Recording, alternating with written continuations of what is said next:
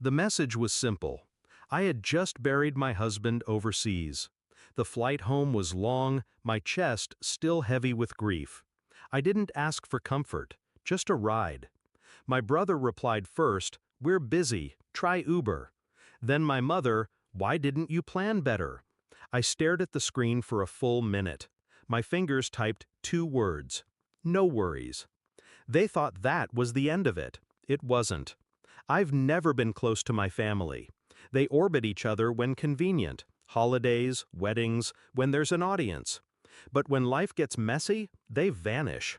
It's been like that since I was a teenager. When I married Michael, they showed up for the photos, drank at the open bar, then disappeared until Christmas. Michael saw it for what it was. He told me, "You can't expect love from people who only understand transaction." I didn't want to believe him. Then came his illness. Months of treatments, hospital stays. They visited once. Once. My brother brought wine for himself. My mother complained about parking. When Michael died, they sent a group text.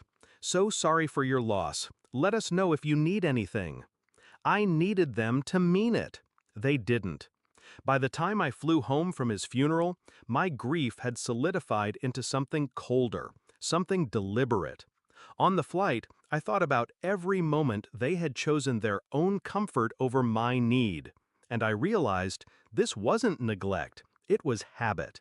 They had always assumed I would endure in silence, that I would forgive. So I decided to change the habit. The first step was timing. My return flight landed hours before the evening news. The second was opportunity. I called a journalist I'd met years ago through Michael's charity work, an investigative reporter who specialized in human interest stories with teeth. I told her the truth. Widow returns home from burying her husband. Family refuses to pick her up. She listened in silence, then said, "I'll be at the airport." The third step was the hook. I didn't just walk off that plane, I walked off with Michael's folded flag in my hands. He had been a veteran. The airline had offered to honor him when I landed. I said yes.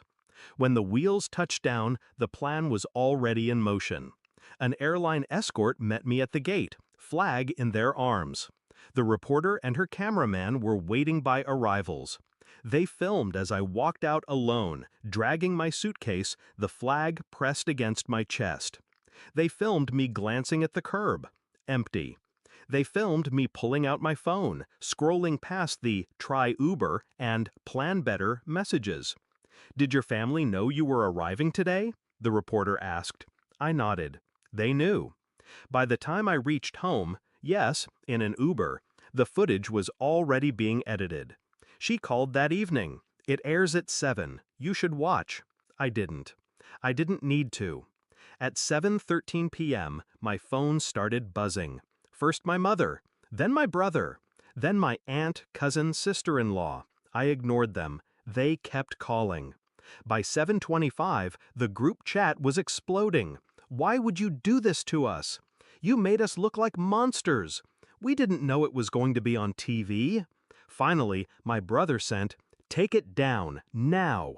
I typed back, "No worries." The segment went viral by morning. Clips all over social media. My quiet walk through the terminal, the folded flag, the empty curb. The messages on screen, the narrator's voice, sometimes the silence of those closest to us speaks the loudest. People commented, thousands, calling them selfish, cold. Some found their Facebook profiles. Others messaged me. Strangers offering rides, meals, condolences. My mother called again, her voice shaking. "You've destroyed our reputation."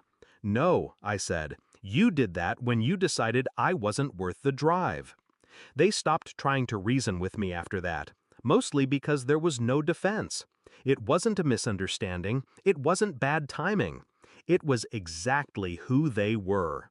And now, everyone else knew it too. I didn't feel triumphant, not exactly. What I felt was balanced. For the first time, the weight of their neglect wasn't mine alone to carry. They could share it. That night, I folded Michael's flag and set it on the mantel. The house was quiet, peaceful. People think revenge has to be loud, messy, even cruel. It doesn't.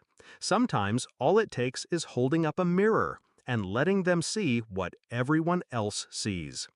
If they ever wondered why I stopped answering their calls after that, the answer is simple.